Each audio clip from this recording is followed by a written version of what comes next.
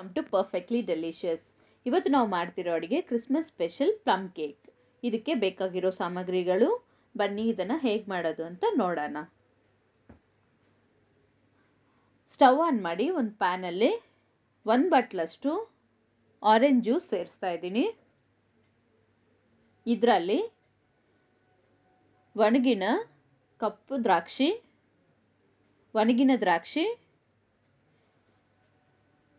ಸಣ್ಣಕ್ಕೆ ಕಟ್ ಮಾಡ್ಕೊಂಡಿರೋ ಖರ್ಜೂರ, ಕಟ್ ಮಾಡ್ಕೊಂಡಿರೋ ಚೆರಿ, ಟೂಟಿ ಫ್ರೂಟಿ. ನಾನಿಲ್ಲಿ 3 ಕಲರಲ್ಲಿ ಟೂಟಿ ಫ್ರೂಟಿ ತಗೊಂಡಿದ್ದೀನಿ.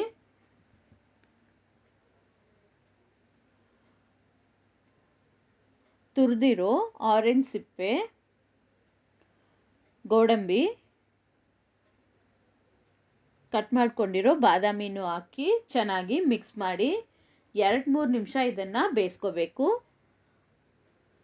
ನಿಮಗೆ ಬೇಯಿಸಬಾರ್ದು ಅಂದರೆ ಇದನ್ನು 24 ಗಂಟೆ ಇದನ್ನು ಸೋಕ್ ಮಾಡಿ ಮಾಡ್ಕೋಬೋದು. ನಾನಿಲ್ಲಿ ಇನ್ಸ್ಟೆಂಟಾಗಿ ಮಾಡ್ತಾಯಿದ್ದೀನಿ.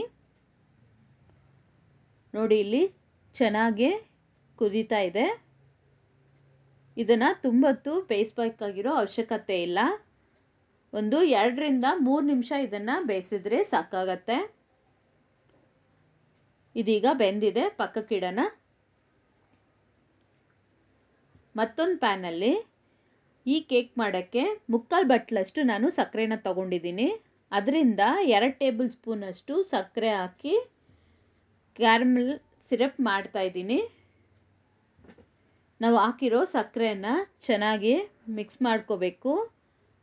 ಈಗ ಈ ಸಕ್ಕರೆ ಕರಗಿ ಕಲರ್ ಚೇಂಜ್ ಆಗುತ್ತೆ. ಮತ್ತೊಂದು ನಿಮಿಷ ಇದು ಕುದಿಬೇಕು.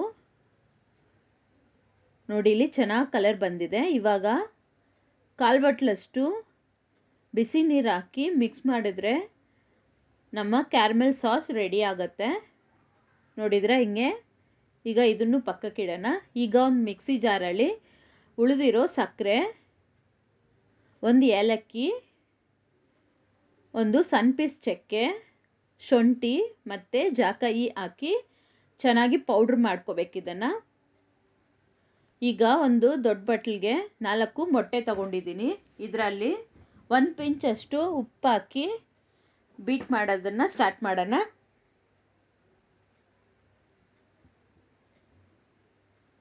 ಈಗ ಇದನ್ನು 1 ನಿಮಿಷ ಹೈ ಸ್ಪೀಡಲ್ಲಿ ಬೀಟ್ ಮಾಡ್ತಾಯಿದ್ದೀನಿ.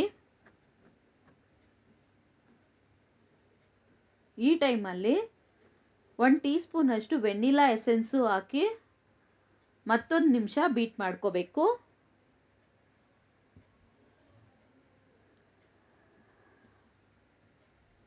ಇವಾಗ ಇದರಲ್ಲಿ ನಾವು ಪುಡಿ ಮಾಡ್ಕೊಂಡಿರೋ ಸಕ್ಕರೆಯನ್ನು ಸ್ವಲ್ಪ ಹಾಕಿ ಮತ್ತೆ ಒಂದು 5 ನಿಮಿಷ ಇದನ್ನು ಚೆನ್ನಾಗಿ ಬೀಟ್ ಮಾಡ್ಕೋಬೇಕು.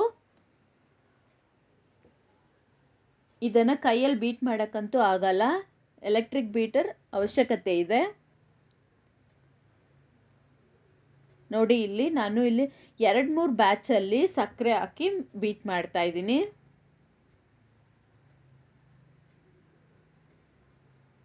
ಮೊಟ್ಟೆ ಕಲರೆಲ್ಲ ಚೇಂಜ್ ಆಗಿ ಚೆನ್ನಾಗಿ ಫ್ಲಫಿಯಾಗಿ ಬೆಳ್ಳಗೆ ಬಂದಿದೆ. ಇದರಲ್ಲಿ ಕ್ಯಾರಮೆಲ್ ಸಾಸು ಹಾಕಿ ಮತ್ತೊಂದು 30 ಸೆಕೆಂಡ್ ಇದನ್ನು ಬೀಟ್ ಮಾಡಿದ್ರೆ ಸಾಕು. ಕೊನೆಗೆ 1/4 ಬಟ್ಲಷ್ಟು ಸನ್ಫ್ಲವರ್ ಆಯಿಲು ಸೇರಿಸಿ ಮತ್ತೆ 30 ಸೆಕೆಂಡ್ ಬೀಟ್ ಮಾಡಿ ಬೀಟರ್ನ ಆಫ್ ಮಾಡಿಬಿಡಬೇಕು. ಇವಾಗ 3/4 ಬಟ್ಲಷ್ಟು ಮೈದಾ, 2 ಸ್ಪೂನಷ್ಟು ಹಾಲಿನ powder, 1 tea spoon baking powder, ಅರ್ಧ ಟೀ ಸ್ಪೂನು ಬೇಕಿಂಗ್ ಸೋಡಾ ಹಾಕಿ ಚೆನ್ನಾಗಿ ಇದನ್ನು ಮಿಕ್ಸ್ ಮಾಡ್ಕೋಬೇಕು.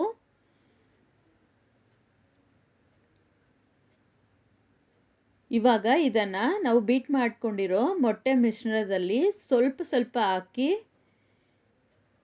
ಹಿಂಗೆ ಕಟ್ ಆ್ಯಂಡ್ ಫೋಲ್ಡ್ ಮೆಥಡ್ ಅಂತಾರೆ ಇದನ್ನು. ಹಿಂಗೆ ಇದನ್ನು ಮಿಕ್ಸ್ ಮಾಡ್ಕೋಬೇಕು. ಓವರ್ ಮಿಕ್ಸ್ ಮಾಡಿದರೆ ಮೊಟ್ಟೆ ಮಿಶ್ರಣ ಎಲ್ಲ ಫ್ಲಾಪ್ ಆಗಿ ಕೇಕು ಚೆನ್ನಾಗಿ ಫ್ಲಫಿಯಾಗಿ ಬರಲ್ಲ. ನೋಡಿದ್ರೆ ಸ್ವಲ್ಪ ಟೈಮ್ ತಗೊಂಡು ನಿಧಾನಕ್ಕೆ ಇದನ್ನು ಮಿಕ್ಸ್ ಮಾಡ್ಕೋಬೇಕು. ಹಾಗೆ ನಮ್ಮ ಕೇಕು ಚೆನ್ನಾಗಿ ಬರೋದು.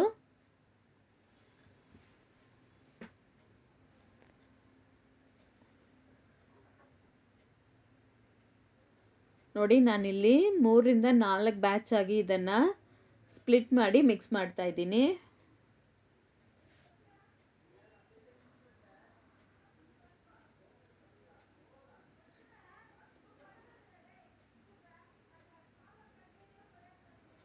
ಈಗ ಇದರಲ್ಲಿ ನಾವು ರೆಡಿ ಮಾಡ್ಕೊಂಡಿರೋ ಡ್ರೈ ಫ್ರೂಟ್ಸು, ನಟ್ಸು ಮಿಕ್ಸ್ಚರು ಹಾಕಿ ಮಿಕ್ಸ್ ಮಾಡ್ಕೋಬೇಕು.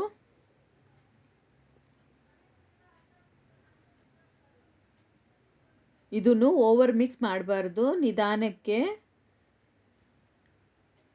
ಹಿಂಗೆ ಕಟ್ ಆ್ಯಂಡ್ ಫೋಲ್ಡ್ ಮೆಥಡಲ್ಲೇ ಇದನ್ನು ಮಿಕ್ಸ್ ಮಾಡಬೇಕು.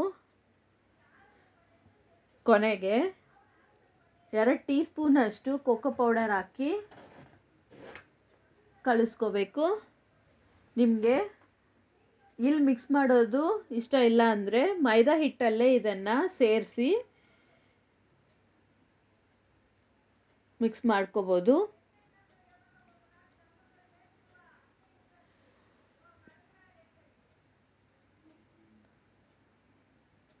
ನಿಮಗೆ ಇಲ್ಲಿ ನೋಡಿದ್ರೆ ಗೊತ್ತಾಗ್ಬೋದು ನಾನು ಎಷ್ಟು ನಿಧಾನಕ್ಕೆ ಇದನ್ನು ಮಿಕ್ಸ್ ಮಾಡ್ತಾ ಇದ್ದೀನಿ ಅಂತ.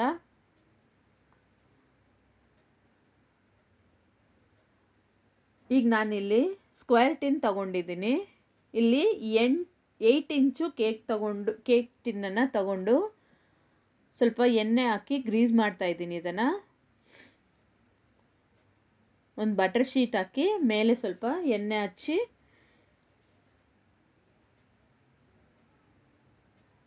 ಇದರಲ್ಲಿ ಕೇಕ್ ಬ್ಯಾಟರು ಹಾಕ್ತಾ ಇದ್ದೀನಿ.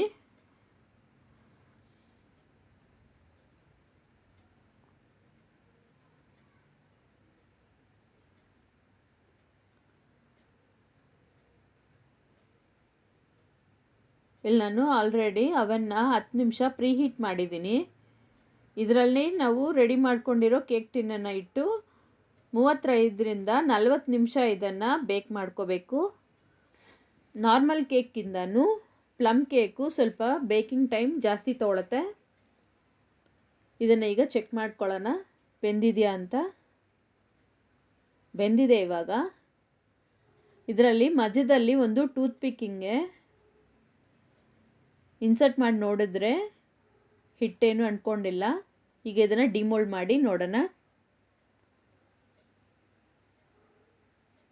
ನೋಡಿದ್ದೀರಾ, ನಮ್ಮ ಸೂಪರಾಗಿ ಫ್ಲಫಿಯಾಗಿ ಪ್ಲಮ್ ಕೇಕ್ ರೆಡಿಯಾಗಿದೆ. ಇದು ರೂಮ್ ಟೆಂಪರೇಚರ್ಗೆ ಬಂದ ಮೇಲೇ ಕಟ್ ಮಾಡಬೇಕು. ನಾನಿಲ್ಲಿ ವಿಡಿಯೋಕ್ಕೋಸ್ಕರ ಇನ್ಸ್ಟೆಂಟಾಗಿ ಇದನ್ನು ಕಟ್ ಮಾಡ್ತಾ ಇದ್ದೀನಿ.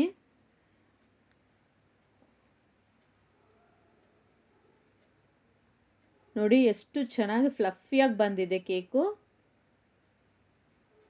ಈಗ ಇದನ್ನು ನಿಮಗೆ ಬೇಕಾಗಿರೋ ಸೈಜಲ್ಲಿ ಕಟ್ ಮಾಡಿ ಸರ್ವ್ ಮಾಡ್ಕೋಬೋದು.